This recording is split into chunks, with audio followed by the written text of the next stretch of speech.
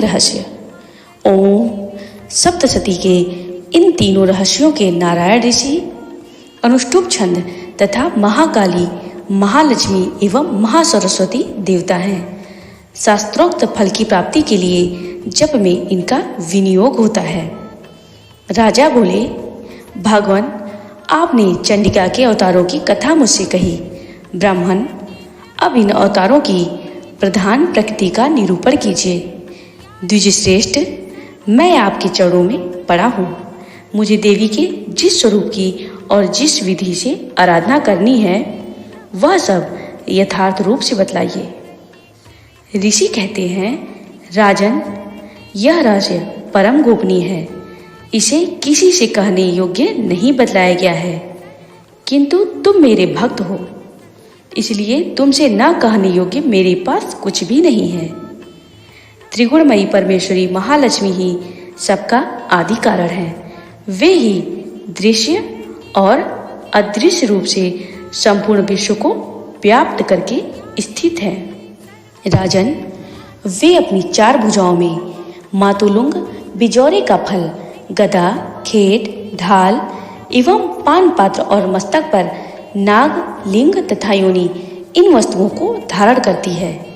तपाए हुए सुवर्ण के समान उनकी कांति है। तपाए हुए सुवर्ण के ही उनके भूषण हैं। उन्होंने अपने तेज से इस शून्य जगत को परिपूर्ण किया है।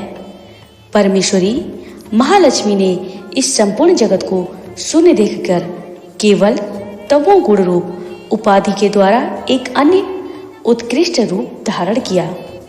वह रूप एक नारी के रूप में प्रकट हुआ, जिसके शरीर की कांति निखरे हुए काजल की भांति काले रंग की थी। उसका श्रेष्ठ मुख दाढ़ों से सुशोभित था। नेत्र बड़े बड़े और कमर पतली थी। उसकी 4 भुजाएं ढाल, तलवार, प्याले और कटे हुए मस्तक से सुशोभित थी। वह वक्ष स्थल पर कबंध, धड़ की तथा मस्तक पर मुंडों की माला धारण किए हुई थी। इस प्रकार प्रकट हुई स्त्रियों में श्रेष्ठ तामसी देवी ने महालक्ष्मी से कहा, माता जी, आपको नमस्कार है। मुझे मेरा नाम और कर्म बताइए।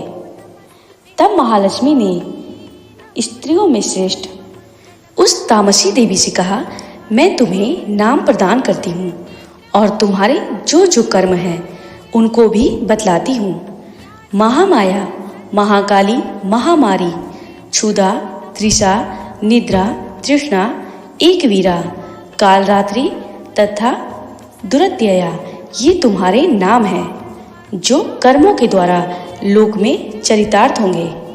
इन नामों के द्वारा तुम्हारे कर्मों को जानकर जो उनका पाठ करता है वह सुख भोगता है।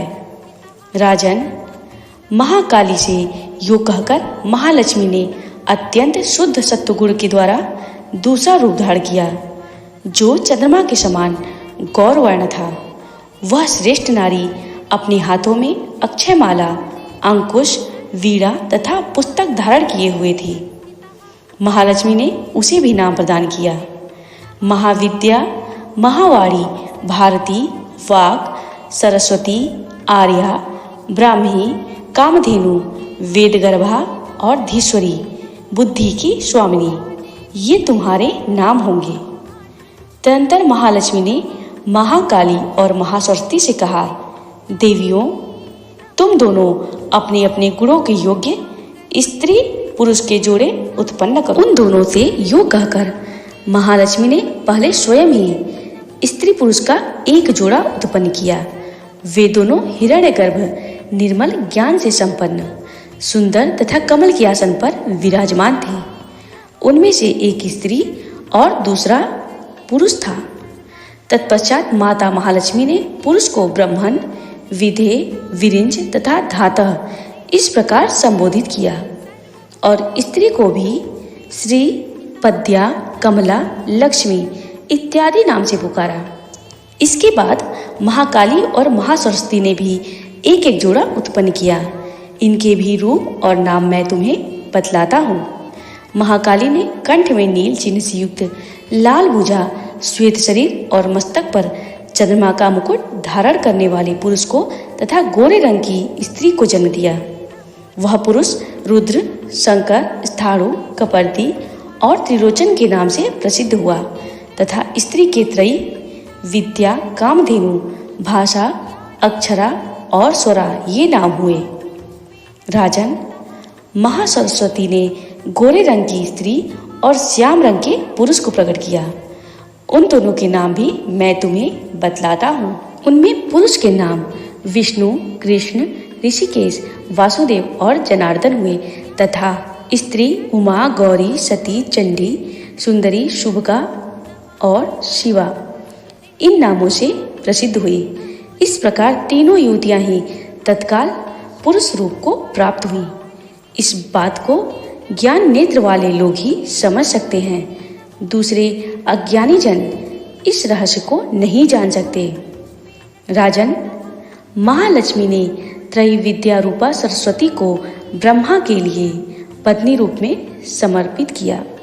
रुद्र को वरदायिनी गौरी तथा भगवान वासुदेव को लक्ष्मी दे दी। इस प्रकार सरस्वती के साथ संयुक्त होकर ब्रह्मा जी ने ब्रह्मांड को उत्पन्न किया और परम पराक्रमी भगवान रुद्र ने गौरी के साथ मिलकर उसका विभेदन किया।